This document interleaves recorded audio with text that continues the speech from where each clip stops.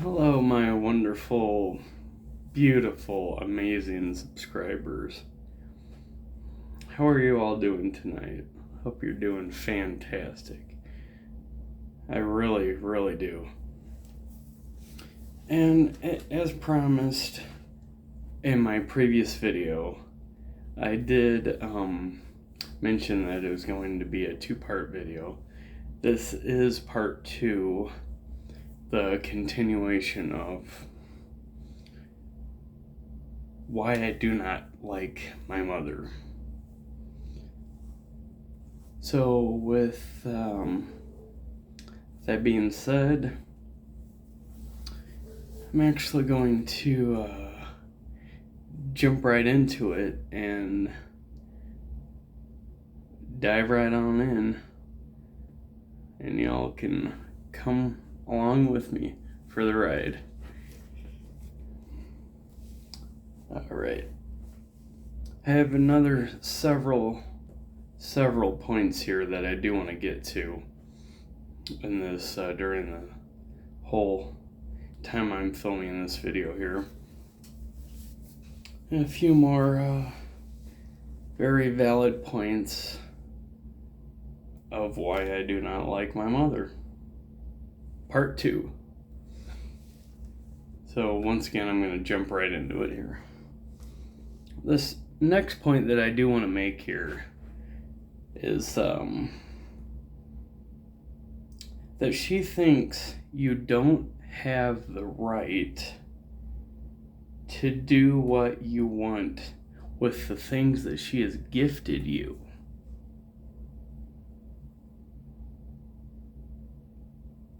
Because she bought it, and because since she bought it, she feels and she thinks she still has ownership of it, even though she literally gifted it right to you or whoever. And it's also one of those things that she thinks she has the right to tell you what to do with said items. And that she literally gets personally butthurt and offended that you didn't do with it what she wanted you to do with it. And there's many examples of this, but I can only think of one right off the top of my head, and I'm gonna give it to you right now. There's this one time that my mother had gifted my wife for her birthday a pen, just an ink pen, writing pen that you use on paper or whatever, documents to sign, whatever, just an ink pen. Normally ink pens are, like a dime a dozen. They're not that expensive. Normally one breaks, you just go buy another one. So, but supposedly my mother bought this, air quotes, fancy pen for my wife, and she literally got so offended that the pen didn't work for my wife, and because the pen didn't work, like any normal, logical thinking person, she threw it away, because it's a pen. A pen is a pen, like I just said a few seconds ago. Pens are a dime a dozen, normally. So, with that being said, it would be a logical thing to just toss it. But no, my mother was literally getting so upset and so pissed off that my wife had thrown something away that she gave her as a gift, as a present. But the fact still remains that it didn't work. If something doesn't work, get rid of it. If something doesn't work, get rid of it. Especially a pen, an ink pen, a writing pen, whatever. Pens, pencils, any cheap stuff like that. And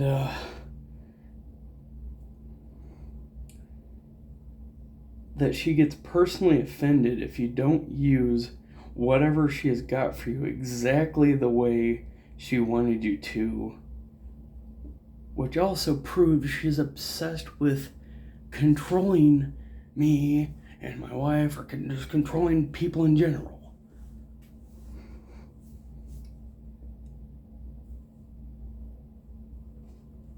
Or doing something just to be kind. Even though she tries to make it seem like she's this super nice, generous person. Even though she's not. She's a very, very narcissistic woman. She is. Very much so. I lived with the woman for over 22 years. I would know. I would freaking know. Better than anybody. Maybe save my sister and my father. But outside of them, I'm the one that knows everything. Anyway, moving on to the next point. That she's always obsessed with image. Image of this perfect family. No problems, no issues, that really shiny, glazed, looking all nice and like porcelain doll family type thing, type group of people. And that she's so obsessed with that. But when any member of her family, myself mainly, but when any of her family members don't do whatever she says, mind you,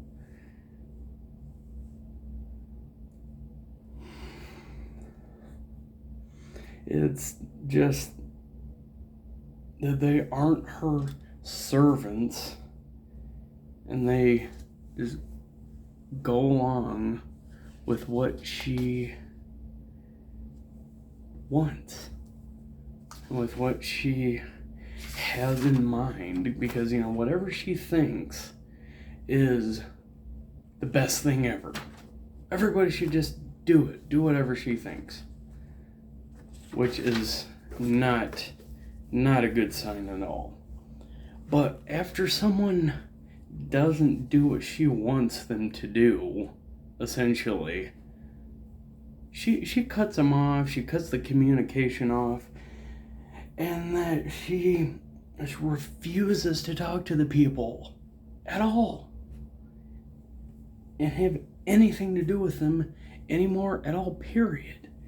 Because the way she is just exactly like that. If I'm not doing what she wants, if my sister's not doing what she wants, if my father, her husband, is not doing what she wants, then, like I said, she gets butthurt, personally offended, and then just refuses to have anything to do with them, just cuts them off, and does not respond to text messages, does not respond to phone calls, does not even call anybody that doesn't have anything to do with her, meaning we're not just going to bow down and cower to whatever she wants. It's not going to happen. At least not with me anymore. That's it. That ship has sailed. That ship has totally sailed.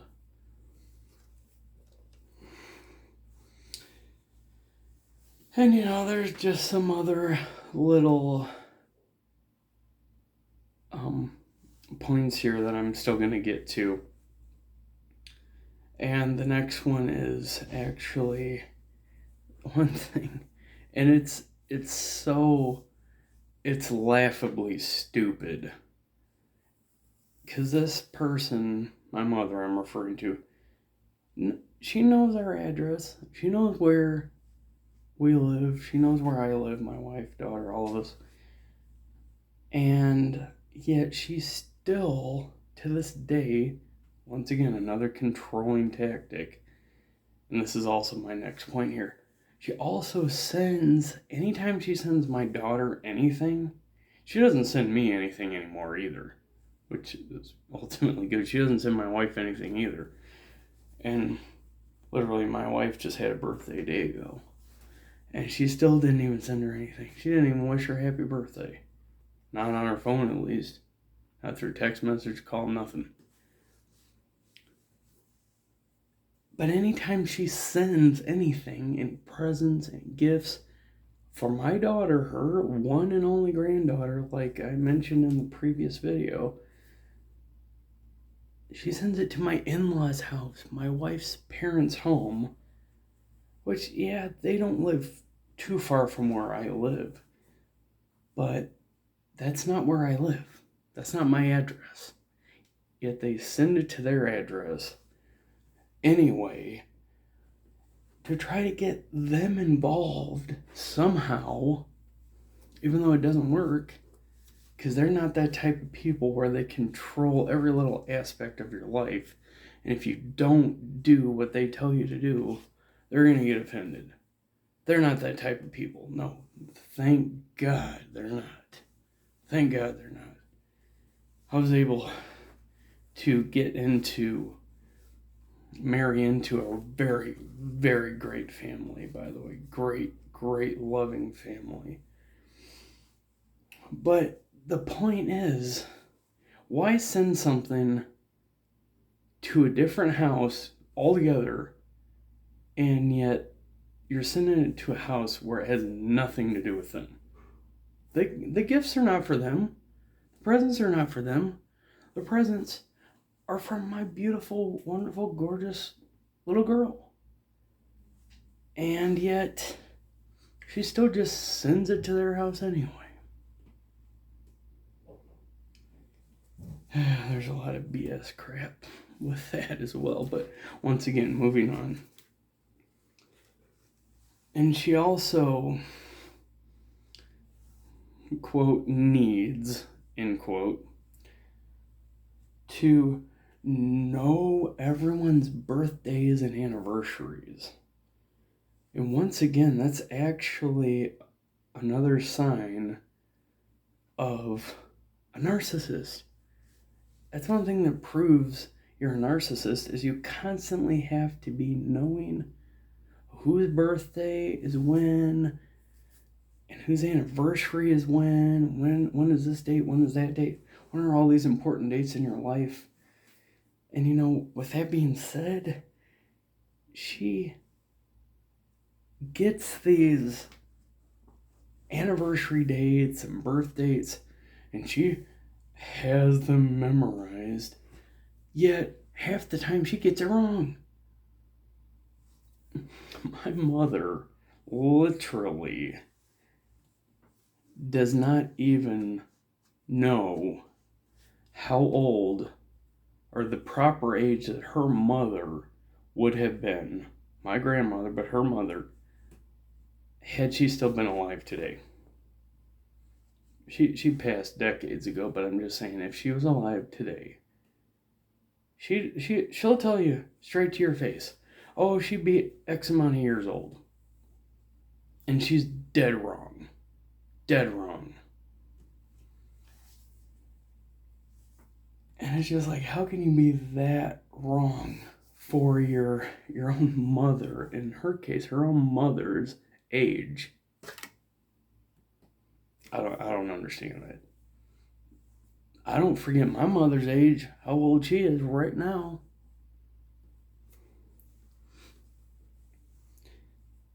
Anyway, moving on to the next point. She's also obsessed with taking pictures at the most inopportune moments. When people are like mid-eating, or, you know, trying to take pictures that, trying to catch you off guard. So, you know, with that being said, it's like she's just way, way, way too obsessed with taking people's pictures. And pictures that are not exactly the most glamorous. And like I said, when people sometimes are mid-bite when you're trying to eat food, and when people are not at their best looking anyway. And it just blows my mind that she even does that. And she's just so obsessed with taking them, and she takes a lot of pictures all at once. Sometimes she could take 50 pictures of the same person in like less than 5 minutes. Oh my gosh, she is truly something else. She is truly, truly something else. That she's obsessed with taking pictures and asking people for pictures, or telling people she's gonna take their picture, and then takes way too many of them.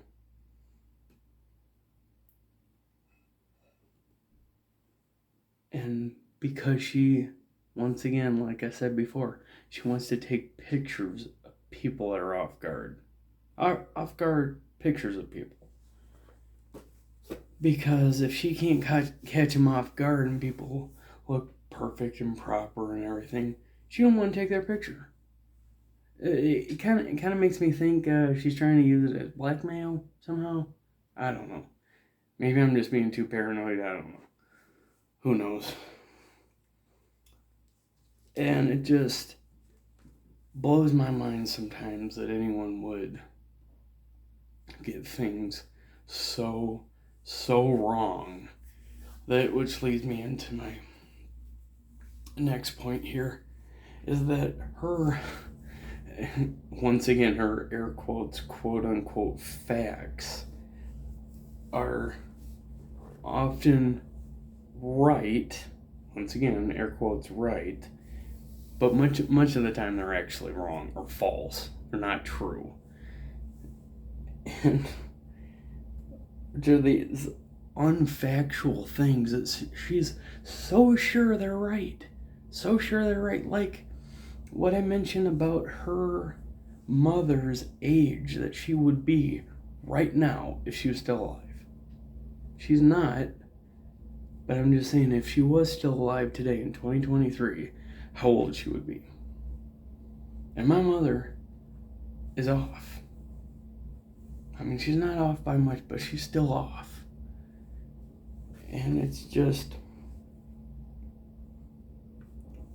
because her facts are right much of the time. But much of the time she's actually wrong. And these unfactual things that she's sure she's right about.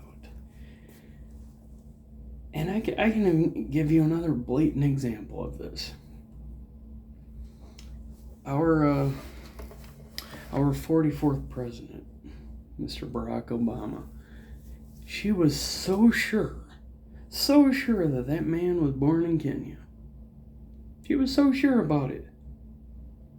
But there's a gentleman by the name of Dinesh D'Souza who is not a fan of President Obama.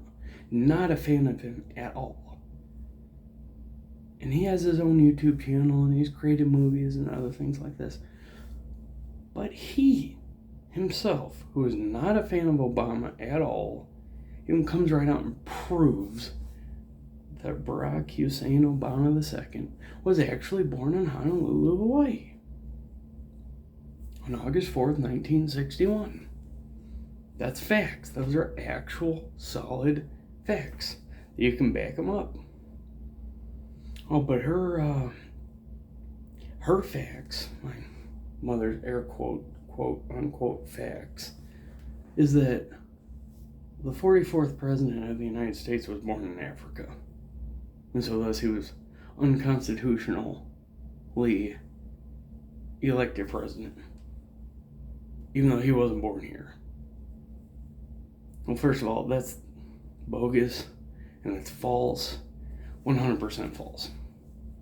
And she has other major, big, huge conspiracy theories that she subscribes to. And once again, they're all false. Every single one of them are. There's really no point in trying to dispute it with her, even though I know she's wrong, and you all, my beautiful, wonderful subscribers, would know she's wrong too, if you ever met her and ever talked to her about any of this stuff. But in her brain and her quote-unquote logic, if she has any, she's right. And the rest of the world is wrong. The rest of the world is wrong. The rest of the whole entire world is wrong, even though she is right on every issue, every single issue. And she was just way, way, way too controlling. I'll give you one more example of how she was more controlling in my personal life when I was growing up. Actually, two more examples. And it literally had to do with my hair. Literally, my hair. Of all things, my hair. She used to make me part my hair a certain way, from left to right, and always have it, the major comb over, and she would be the one that would always cut my hair, and the way I would get my hair done would be the way she would do it. So it's like she was even controlling the way I would comb my own hair. My own hair that's attached to my body. It ain't her hair. And another example of that, more controlling tactics, is that she was totally against me ever having this. Full beard, mustache, everything. Totally against it. And yet, I'm just like, hey, I think I look pretty damn good with a full beard, and my wife does too, so the beard is staying. Beard's not going away, period. But there's a reason for it. I've always wanted to have a beard. When I was around 20 years old, I did have full sideburns on both sides. Full sideburns. I didn't have a beard yet. Didn't even have a mustache yet, but I had full sideburns, even when I was 20. And I'm now 31 years old. That was 11 years ago. And with that being said, I've always wanted to have facial hair. I've always wanted to have a full beard, full mustache, full sideburns, everything. And it all connect up. And, and as a side note, I actually did get a haircut and beard trim just yesterday as well, the 29th. And I think my beautician / barber did an excellent job. Perfect job. She did great. Lined up my beard nicely, my neck, everything. She cut my hair real good. She blended it in very well. She did a great job. By the way, shout out to you, Heather. Shout out to you, hon. But so I can reel this back in and finish it up with a more of a positive spin on it, if I can even do that. Maybe possible. But with that being said, I do want to put this fact out there that I do not hate my mother. I love my mother. I truly do. I just do not like the controlling, narcissistic ways that she still currently has. And to this day, my mother doesn't even contact me at all. But I don't either, because I know anytime I've tried to reach out to her, she never responds. Never. And even when it's something that she really, really needs to know, she still just doesn't bother responding, doesn't bother answering her phone. He's just subscribing to, BS conspiracy theories on Facebook or whatever other social media she's on. I don't know. So, trying to get this to a conclusion. Clearly, I do not have the greatest relationship with my mother. And that's not entirely a bad thing. And I know the whole mother-son relationship is supposed to be one of the greatest relationships in all of time, but that's not always the case with every individual. Every individual is different, and every family situation is different. Not every single person grows up with good parents. Unfortunately, there are bad parents out there. And I unfortunately had at least one. Well, they were both technically bad, but one was worse than the other, and the other was the enabler. My father was definitely the enabler. My sister was too, but by default, she's not my parent. She's my sibling. Of course, she always tried to third parent me, but that can be a discussion for another video, definitely. But with that being said, I always want to end these videos on an uptick and being more uplifting and encouraging and lifting up, never tearing down. I always want to make sure I'm putting good vibes out there, great vibes, really truly caring about people and making sure everyone's fine, making sure everything's okay with everyone. And I'm the type of person that if you need something, if you need the shirt off my back, and I knew you needed it, I would give it to you. Straight up. No questions asked. And nothing asked in return either. But once again, have to keep these positive attitudes. And I try to every single day. It is hard. It's very hard. Some days are harder than others with work stress and just daily life stress and just everything. Home life, relationships, church life, whatever the case may be. Doing this, doing that, staying busy. Just the constant grind, the constant wear and tear. But it's all necessary. It's all necessary. And people need to have that encouragement that you can go on and you can move forward and you can move past these issues. And I can move past these issues, and I will. I will. Because one day I need to stop allowing my mother to still have that little tiny bit of the control, even though she has zero physical control over me anymore. She doesn't. There's a little bit of that, the mental manipulation effects, even years later, almost an entire decade later, 9 years later. And I will be able to work through these problems. And part of my steps to getting to that point where I can truly overcome this is doing what I'm doing right now.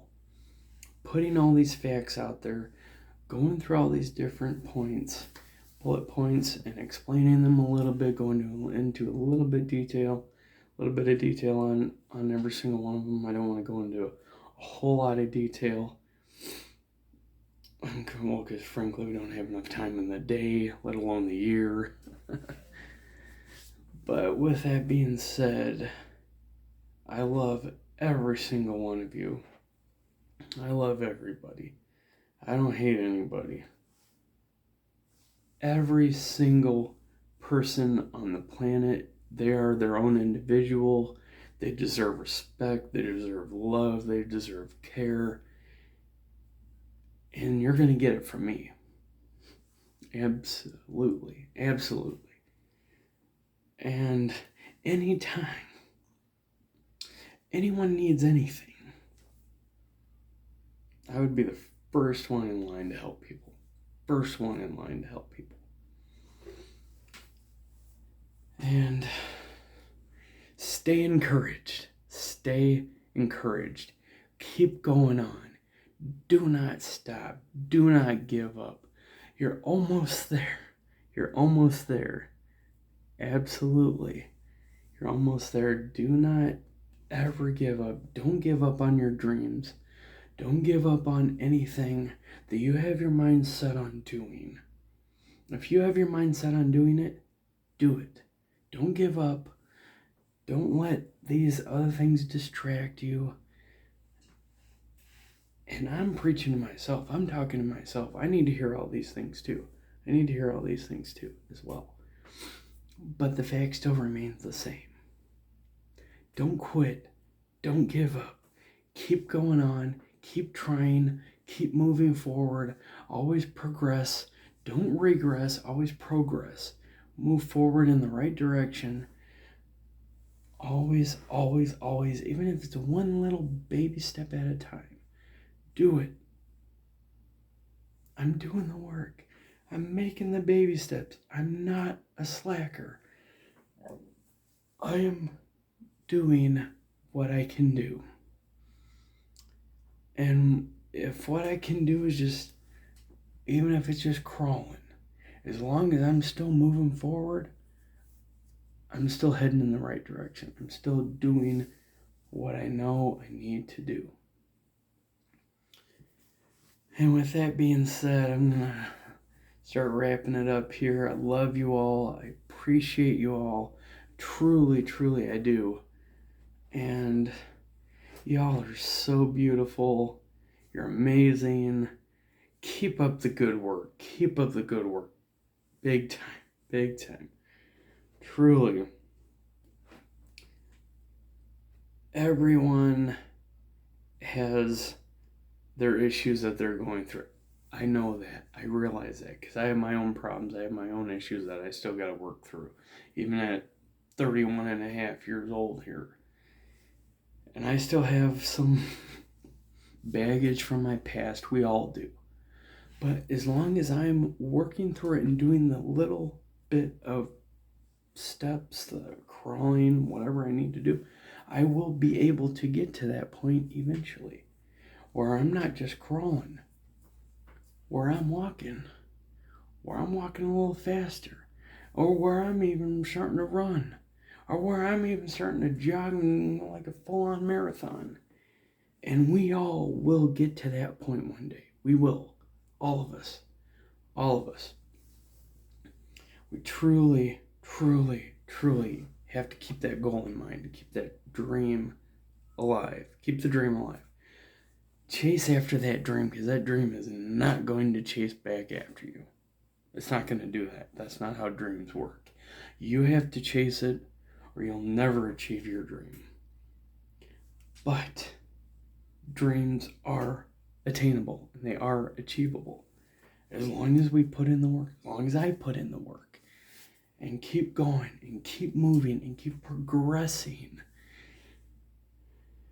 And do not quit. Don't quit. Don't quit. Keep at it. Keep at that daily grind. Keep at that grindstone. I love everybody. I appreciate everybody. And right here one more time before I leave. Do not forget to, don't forget to hit that subscribe button. Give me a thumbs up if you like the video. And definitely leave a comment in the comment section below. I love the feedback. I love these, the different viewpoints from this side, from that side, from the middle, from whoever. And I love you all. I love everyone.